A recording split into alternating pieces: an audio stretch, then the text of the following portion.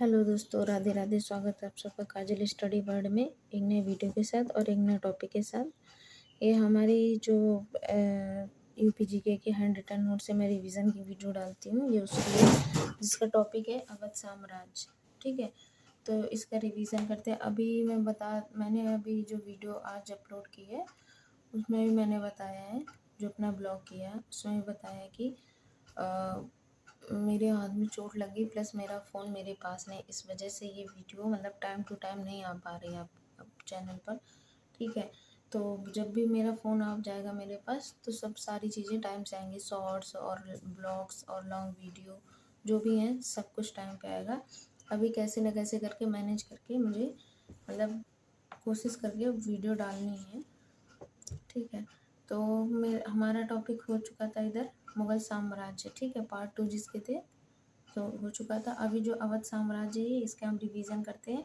ये भी मैं दो पार्ट में कराऊंगी क्योंकि ये भी लॉन्ग है, मतलब 8 पेज, 8 यानी 16, तो इसलिए ज़्यादा लॉन्ग वीडियो नहीं होनी चाहिए, इस वजह से मैं 2 पार्ट में कराऊंगी। ठीक है, और आप लोग नोट्स पे मत ध्यान दीजिएगा क्योंकि आगे पीछे लिखा हुआ है, लेकिन जो वीडियो में रहेगा वो मुझे पता है वो क्लियर आपको एकदम सीरियल वाइज ही मिलेगा। ठीक है, तो आइए रिवीजन करते हैं हम। तो अवध साम्राज्य, मुगल साम्राज्य के बाद में अवध साम्राज्य, तो 1722 से 1857। ठीक है, 1722 ईस्वी में मुगल बादशाह मोहम्मद शाह ने 1722 में शहादत खां को अवध का सूबेदार नियुक्त किया था। संस्थापक कौन थे? तो शहादत खां बुरहान उल मुल्क। 1722 से 1739 उपाधि दी गई। ठीक है, तो मोहम्मद शाह ने प्रदान की थी ये उपाधि इनको, शहादत खां को। इनका मूल नाम क्या था? तो मीर मोहम्मद आमीन। राजधानी क्या थी? तो अयोध्या थी। ठीक है, नादिर शाह आक्रमण कब किया था? नादिर शाह आक्रमण तो 1739 में।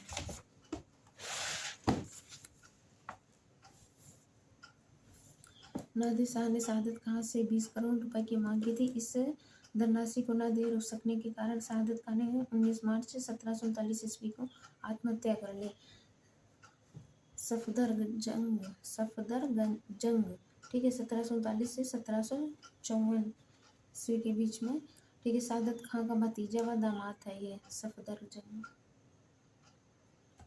1748 ईस्वी में मुगल बादशाह अहमद शाह ने इसे अपनी वजीर ममालिक साम्राज्य का प्रधानमंत्री नियुक्त किया था। इसे सफदरजंग को इसने प्रयागराज को अपने नियंत्रण में ले लिया तथा अवध साम्राज्य और विस्तृत हो गया था। इसकी मृत्यु कभी तो 5 अक्टूबर 1754 को दिलखुशा कोठी। ये थोड़ा यहाँ नहीं है, ये टॉपिक जो है ये आगे है, तो मेरी से थोड़ी गलती होगी क्योंकि सर ने इस क्लास के ख़त्म होने के जस्ट बाद ये मतलब पीडीएफ में लगा दिया था, तो मैंने इसको राइट कर लिया। ठीक है, फिर भी आगे आएगा ये चीज़, फिर भी मैं मतलब कर लेते हैं। ठीक है, दिलखुशा कोठी तो 19वीं शताब्दी की शुरुआत में नवाब सादत अली खान के मित्र मेजर गोर उसली ने निर्माण करवाया था दिलखुशा कोठी का। विशेषता क्या है इस कोठी की? तो यह कोठी एक शिकारगाह और गर्मियों में आराम करने के लिए बनाई गई थी। इसकी वास्तुकला में यूरोपीय यानी बोराक स्टाइल प्रभाव साफ दिखता है और यह इंग्लैंड के क्या लिखा है सीटन डेलवल हॉल की नकल मानी जाती है ये दिलखुशा कोठी। तो अब इसके आगे जो जहाँ से स्टार्ट है तो यहाँ से स्टार्ट है, यहाँ से। ठीक है, इसके बाद में कौन आता है? तो नवाब शुजाउद्दौला, जो कि 1754 से 1775 तक रहता है। ठीक है, पूरा नाम क्या है इसका? जलालुद्दीन हैदर अब्दुल मंसूर खान। मुगल सम्राट शाह आलम द्वितीय का प्रधानमंत्री था ये। पानीपत के तृतीय युद्ध में अपने साम्राज्य की सुरक्षा के कारण अहमद शाह अब्दाली का साथ दिया था इसने। बक्सर का युद्ध कब हुआ? तो 1764 ईस्वी। बंगाल के नवाब मीर कासिम, अवध के नवाब शुजाउद्दौला तथा मुगल बादशाह शाह आलम द्वितीय के बीच हुआ था। अंग्रेज सेनापति हेक्टर मुनरो के बीच हुआ था और उसमें विजय कौन हुआ था? तो ये हेक्टर मुनरो विजय हुआ था। ठीक है, उसका मतलब ये अंग्रेज सेनापति हार गए थे।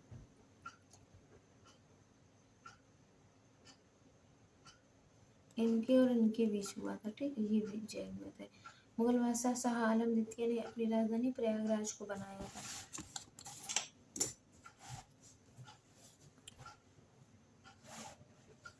इलाहाबाद की द्वितीय संधि कब हुई? तो 16 अगस्त 1765 ईस्वी की। ये संधि अवध नवाब शुजाउद्दौला व रॉबर्ट क्लाइव के बीच हुई थी। इसके अनुसार कड़ा और इलाहाबाद को छोड़कर, ये कड़ा जगह का नाम है, ठीक है, इलाहाबाद को छोड़कर अवध का शेष क्षेत्र नवाब को वापस कर दिया गया था।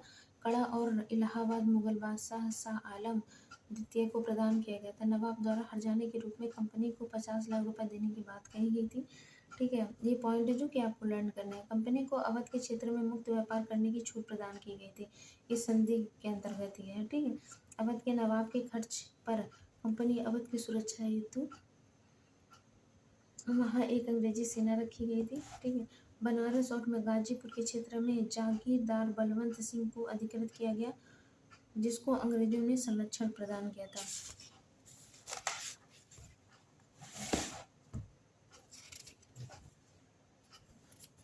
हालांकि यह अवध के नवाब के अधीन ही माना गया था। बनारस की संधि कब हुई थी? तो 1773 ईस्वी में अवध नवाब शुजाउद्दौला व वारेन हेस्टिंग के बीच हुई थी। नवाब ने प्रयागराज व कड़ा का क्षेत्र 50 लाख रुपए में पुनः खरीद लिया और ब्रिटिश सेना को अवध में रहने हेतु अनुमति प्रदान कर दी, ठीक है। मीरानपुर कटरा का युद्ध कब हुआ था? 23 अप्रैल 1774 को, ठीक है। ये मीरानपुर कहाँ? शाहजहाँपुर में है। और नवाब शुजाउद्दौला व अंग्रेजों की सेना ने कर्नल अलेक्जेंडर चैंपियन के नेतृत्व में रोहिला सरदार हाफिज रहमत खां को पराजित किया था। रोहिलखंड का क्षेत्र अवध साम्राज्य में मिलाया।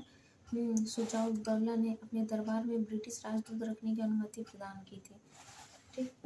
अब इसके बारे में पढ़ते हैं। बहू बेगम का मकबरा कहाँ है? तो अयोध्या में है। अन्य नाम पूरब का ताजमहल, इसका अन्य नाम क्या? पूरब का ताजमहल। असली नाम क्या है? ठीक है, महारानी उम्मुतुजोहरा, बड़ा अजीब नाम, उर्फ बहू बेगम, नवाब शुजाउद्दौला की बेगम थी, ठीक है। वास्तुकार कौन थे तो इस महल के?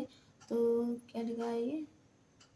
दारब अली खान, ठीक है। मृत्यु कब हुई थी इनकी? शुजाउद्दौला तो 1775 में। और इनका मकबरा कहाँ है? तो अयोध्या में, ठीक है। नवाब आसफ उद्दौला 1775 से 1797 तक रहे थे, ठीक है। राजधानी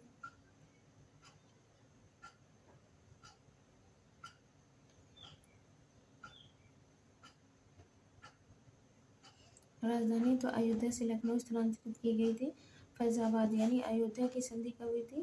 फैजाबाद की संधि 1775 में नवाब आसफ उद्दौला व वारेन हेस्टिंग के बीच हुई थी।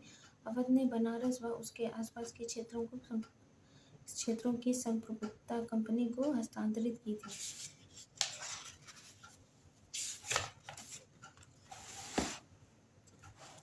इसके बाद क्या है? तो बड़ा इमामबाड़ा लखनऊ में है। निर्माण किसने करवाया? तो नवाब आसफ उद्दौला ने 1784 1786 के बीच में।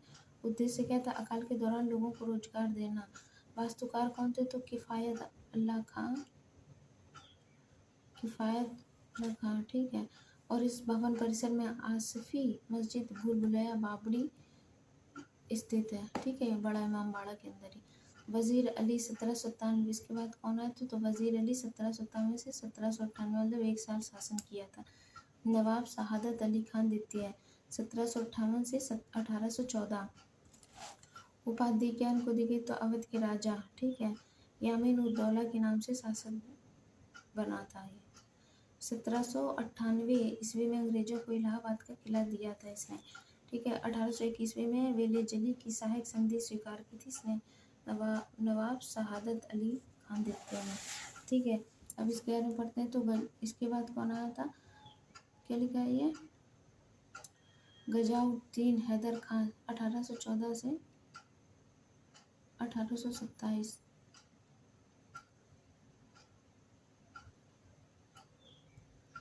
इनकी बुक कौन सी? तो होप तो कुलजम, अवध के प्रशासन के बारे में वर्णन है, ठीक है। फिर नासिरुद्दीन हैदर 1827 से 1837। मोहम्मद अली शाह 1837 से 1842 तक आए थे, ठीक है। और अहमद अली शाह इसके बाद है तो 1842 से 1847 तक। ठीक है, फिर इसके बाद में वाजिद अली शाह है तो 1847 से 1856। अवध का अंतिम नवाब यही था। वाजिद अली शाह, अन्य नाम क्या था इसका, तो अबुल मंसूर मिर्ज़ा रंगीला शाह के नाम से प्रसिद्ध था ये वाजिद अली शाह। लखनऊ की तहजीब का असली वास्तुकार, ठीक है, ये था। दीवान अख्तर में अली शाह द्वारा लिखी गई गज़लों का संग्रह है।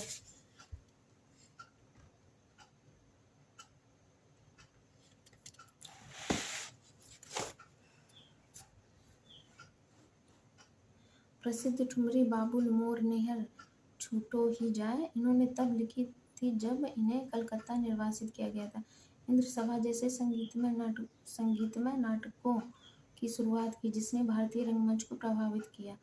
ठीक है, 1854 ईस्वी में कर्नल जेम्स आउट्रम को लखनऊ का रेजिडेंट बनाया तो उसने अवध के प्रशासन की दुर्दशा का वर्णन किया। कर्नल जेम्स आउट्रम ने रिपोर्ट के आधार पर 1856 ईस्वी में अवध पर कुशासन का आरोप लगाकर अवध को ब्रिटिश साम्राज्य में मिला लिया था। अवध विलय के बाद जेम्स आउट्रम अवध लखनऊ का पहला चीफ कमिश्नर बना था। कौन, तो जेम्स आउट्रम। वाजिद अली शाह को 12 लाख रुपए की वार्षिक पेंशन देकर कोलकाता भेज दिया था। ठीक, तो अब यहाँ से हम जो नेक्स्ट पार्ट 2 इसका करेंगे वो यहाँ से करेंगे, छोटा इमामबाड़ा से। ठीक है, यहाँ से ज़्यादा नहीं है, यहाँ तक है। ठीक, तो मिलते हैं अपने नेक्स्ट पार्ट 2 में, नेक्स्ट वीडियो में। ओके, आप सभी को राधे राधे।